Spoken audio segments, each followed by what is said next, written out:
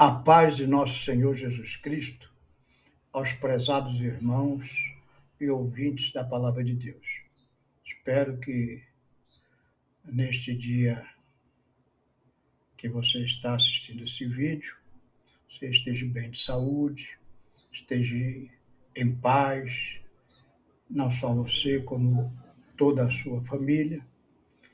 É isso que expresso de coração, que os irmãos e ouvintes possam estar com a disposição para esse estudo da Escola Bíblica Dominical, referente a 8 de dezembro de 2024. Chegamos na lição de número 10, relembrando a todos, neste trimestre, estamos estudando as promessas de Deus e hoje vamos ver a promessa da proteção divina. Deus promete na sua palavra nos proteger. Você quer a proteção de Deus? Eu quero. Tenho certeza que você também quer. Então vamos meditar na palavra de Deus lá em Efésios, capítulo 6, versículos 10 a 17, que diz assim: No demais, irmãos meus, fortalecei-vos no Senhor e na força do seu poder, revesti-vos de toda a armadura de Deus, para que possais estar firmes contra as astutas ciladas do diabo, porque não temos que lutar contra a carne e sangue, mas sim contra os principados, contra as potestades, contra os príncipes das trevas deste século, contra as hostes espirituais da maldade nos lugares celestiais. Portanto, tomai toda a armadura de Deus, para que possais resistir no dia mau e, havendo feito tudo, ficar firmes. Estais, pois, firmes, tendo cingido os vossos lombos com a verdade e vestida a couraça da justiça e calçados os pés da preparação do evangelho da paz, tomando sobretudo o escudo da fé, com o qual podereis apagar todos os dados inflamados do maligno. Tomai também o capacete da salvação e a espada do Espírito, que é a palavra de Deus. Vamos orar. Senhor, meu Deus, aqui diante da tua palavra, pedimos da tua graça, Senhor. Nos orienta pelo teu Santo Espírito. Isso te pedimos em nome de Jesus. Amém. O apóstolo Paulo usa uma metáfora bem entendida pela cultura da época que ele viveu, onde ali nas terras de Israel, dominadas pelo Império Romano, era comum ver nas ruas os soldados romanos com armaduras de guerra. E Paulo usa essa metáfora do homem vestido para a batalha, para nos ensinar quais são as estratégias do crente para lutar contra o inimigo. Infelizmente, muitos crentes não estão preparados para enfrentar Satanás. E aí fica sujeito fragilmente aos ataques do maligno. há muito tempo atrás, dirigi uma congregação lá em São Vicente, Vila Margarida, conhecida também como México 70, e uma irmã se converteu, mas ela veio do espiritismo, então aquelas hostes demoníacas que tinham atormentado a sua vida fizeram um estrago considerável. E mesmo depois de aceitar Jesus, ela tinha medo. Na casa dela tinha muitas estatuetas de demônio e ela não tinha coragem para se desfazer. E aí nós fomos lá, eu, um pastor, amigo, minha esposa, irmã Marise, e nós enchemos sacos e sacos de estátuas que ela tinha, quebramos as estátuas, levamos para fora, jogamos devidamente no lixo, que é o lugar que elas deveriam estar. Mas havia medo naquela irmã de que, de alguma forma, o maligno ainda a atingisse. A palavra de Deus diz que o maligno não pode nos atingir, não pode nos tocar. E o crente tem que ter convicção disso. A lição de hoje fala disso. Se você não tem uma boa estratégia para enfrentar o inimigo, você pode sofrer dano.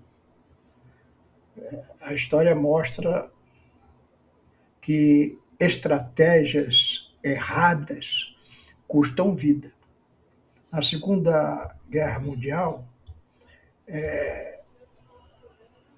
teve uma batalha importante. A parte da França estava dominada pelos nazistas e os aliados queriam recuperar o porto de Dieppe, não sei bem se é essa a pronúncia,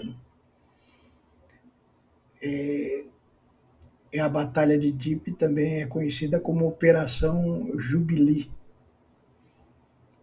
Ocorreu em 19 de agosto de 1942. Foi uma tentativa dos aliados de invadir aquele porto, na França, que estava ocupada pelos nazistas.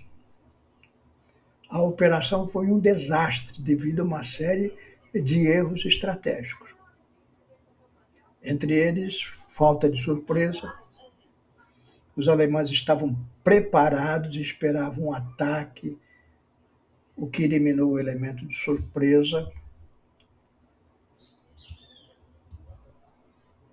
O terreno era desfavorável, as praias eram fortemente defendidas e difíceis de acessar, o que dificultou o desembarque das tropas. Havia falta de apoio aéreo, foi insuficiente para neutralizar as defesas alemãs. E nós vemos aí que, sem as armas necessárias e a estratégia correta, o resultado foi uma derrota esmagadora para os aliados, com pesadas baixas e poucas conquistas estratégicas. Isso também acontece na vida do crente. A Bíblia relata um caso de que a falta de estratégia, a falta de armamento adequado causou uma derrota esmagadora para o povo de Deus. Lá no livro de Josué, Josué e o povo de Deus tinham conquistado a cidade de Jericó. por Deus, pela mão de Deus.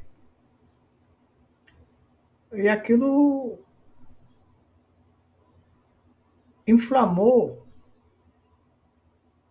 o orgulho dos israelitas. Às vezes você tem uma vitória espiritual e você começa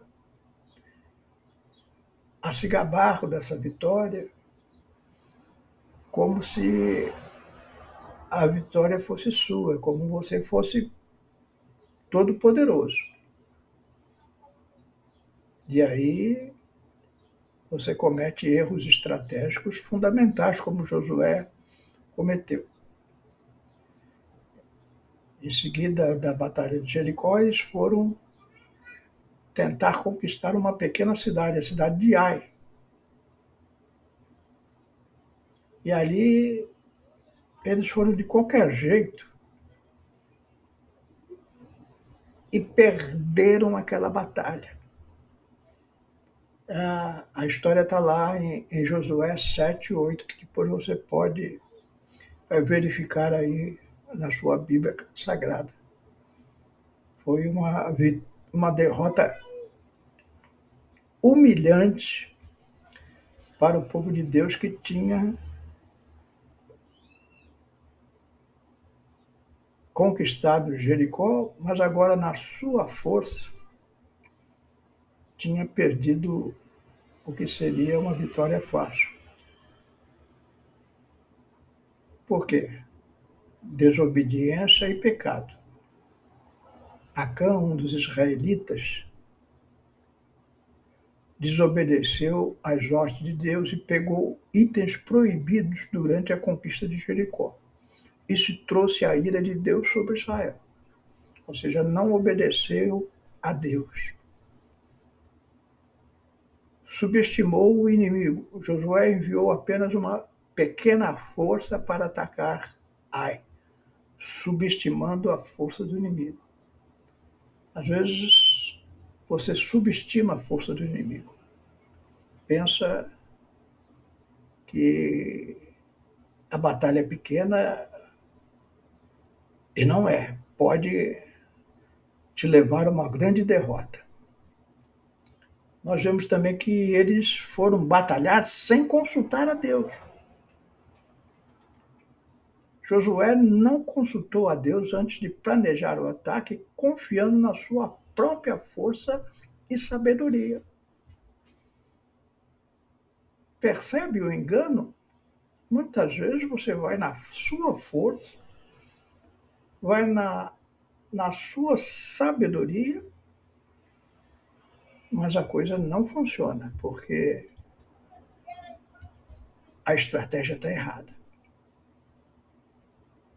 Então, como resultado, os israelitas foram derrotados na primeira tentativa de conquistar Ai. Aí eles vão para Deus, corrigem os erros, Acã é punido, aí eles buscam a orientação de Deus, e aí sim, na segunda tentativa, eles conseguem conquistar a cidade de Ai. Então, tanto a batalha dos aliados lá na França, perdida pelos aliados, tanto essa batalha perdida por Josué em Ai, são histórias que mostram como a estratégia e a obediência são cruciais em qualquer batalha. E aí o apóstolo Paulo, ele nos dá uma recomendação nesse texto bíblico de Efésios 6, de 10 a 17, nos dá uma orientação como nos preparar para a batalha.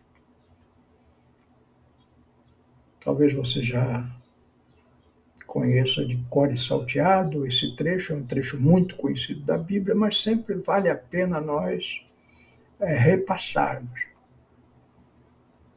Porque é fácil, Josué era crente, muito crente, mas ele esqueceu de consultar a Deus. Ele subestimou o adversário e não levou o número de homens, e nem se armou suficientemente para vencer aquela batalha, e houve derrota. Então, nós conhecemos a Deus, muitas vezes já conhecemos esse trecho bíblico, mas é importante nós sempre estarmos repassando a palavra de Deus. Então, Paulo fala de 6 armas da armadura do crente, fazendo uma analogia com a armadura do soldado romano. Primeiro, o cinturão da verdade. Firmeza em viver e proclamar a verdade. Conhecereis a verdade e a verdade vos libertará. O crente é firmado na verdade. Ele tem que usar a verdade como cinturão. O cinturão, ele faz com que você não fique nu diante do adversário. Ele sustenta a sua roupa no lugar certo. Então, quando você mente, você fica nu diante do adversário. Só o cinturão da verdade te protege de passar vergonha numa batalha contra o inimigo.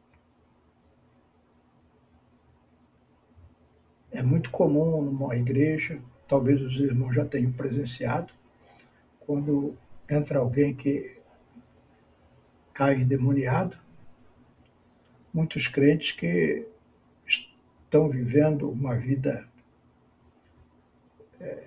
escondida não têm coragem de ir lá orar e expulsar aquele demônio, porque temem que a sua vida dupla seja revelada pelo inimigo. Então, cinja-se, meu irmão, do cinturão da verdade. Couraça da justiça. O que é isso? É a proteção espiritual que nós temos pela justificação em Cristo e vida reta. Então eu creio que eu sou salvo, que a justiça, que diante de Deus a justiça foi cumprida, que Jesus morreu pelos meus pecados e eu estou perdoado e estou justificado diante de Deus. Então eu tenho convicção da minha salvação. Aquela irmã que falei a princípio que fomos na casa dela quebrar as estatuetas, provavelmente ela não tinha certeza da sua salvação. E isso causa medo quando enfrentamos o inimigo. E você sabe, se você demonstrar medo, é meia derrota. Então, coloque a couraça da justiça. Tenha certeza da sua salvação. Se você não tem, interrogue-se por que não tem. Conserte o que for necessário. E tenha essa convicção. Isso não é soberba. Isso é convicção naquilo que a palavra de Deus nos diz. Sandália do Evangelho da Paz. Ou seja, sandália é para os pés, é como andamos, disposição para compartilhar o Evangelho. Então agora eu tenho o Evangelho da Paz, eu ando, e onde eu ando com as minhas sandálias, eu proclamo essa verdade que me libertou de uma vida de pecado e me deu oportunidade de ser um morador do céu. Escudo da fé. Isso é fundamental. O inimigo está sempre nos atacando, colocando dúvida no nosso coração. E a Bíblia é muito enfática nisso. Jesus sempre provocava aqueles que ele tratava. Você tem fé para ser curado? E a pessoa falava, tenho. Então, o nome de Jesus salvava aquela vida de todas as enfermidades que ela tinha. Ainda é o mesmo proceder do crente. O inimigo joga dúvidas e você se defende com o escudo da fé. Dardo do maligno é a dúvida. Coloca dúvida no coração do crente, mas o crente fortalecido em Jesus, ele se defende bem com a fé. O capacete da salvação, a quinta arma que Paulo relata, também parecido com a couraça da justiça, segurança e confiança na salvação de Cristo. Então, a palavra de Deus diz que aparecerão muitos Cristos, dizendo que são Cristos. E você não pode titubear, ficar em dúvida sobre aquilo que você crê. Você tem segurança que Cristo é o suficiente para te dar a salvação. Muitos que vêm para o Evangelho do catolicismo romano não têm confiança, pensam ainda em purgatório, em coisas místicas, como horóscopo, previsões de falsos profetas, e não tem segurança e confiança da salvação. Então, só Cristo, só as Escrituras. E por último, a sexta arma, a espada do Espírito, que é a palavra de Deus, como arma para se defender e para atacar. Jesus enfrentou o diabo dizendo, está escrito, nem só de pão viverá o homem, mas de toda palavra que sai da boca de Deus. São coisas simples. A armadura de Deus, que o apóstolo Paulo nos traz como metáfora da armadura romana, é suficiente para uma vida poderosa em Cristo. E quando o maligno vier, você estará preparado e em oração buscará a estratégia correta para vencer o inimigo. Não se esqueça da história de Ai. Um grande homem de Deus, Josué, errou por não estar armado com a armadura de Deus, nem usar a estratégia certa, consultando a Deus para saber como agir. Vimos aqui nessa lição a preparação, a nossa preparação para a ação. A parte que Deus faz está descrita no Salmo 91, que mostra a onipotência de Deus sendo nosso refúgio e fortaleza. A princípio eu fazia parte dessa lição, mas nosso tempo é limitado, não vamos meditar no Salmo 91, mas te recomendo também, porque a armadura que Paulo nos recomenda é a nossa parte. E quando usamos essa armadura, podemos crer, como diz o Salmo 91, que Deus fará a sua parte. Que Deus possa te abençoar Não se esqueça, o inimigo vem, vai tentar derrubar a sua fé, trazer dúvidas, fazendo você recalcitrar, você desanimar, não pregar o Evangelho. Mas Jesus, através da sua palavra, nos dá essas ferramentas. Que Deus te abençoe. Vamos orar. Senhor meu Deus, abençoe teus servos, guardando-os de todo mal. Dá aos teus servos a estratégia correta para vencer o inimigo. Em nome de Jesus. Amém.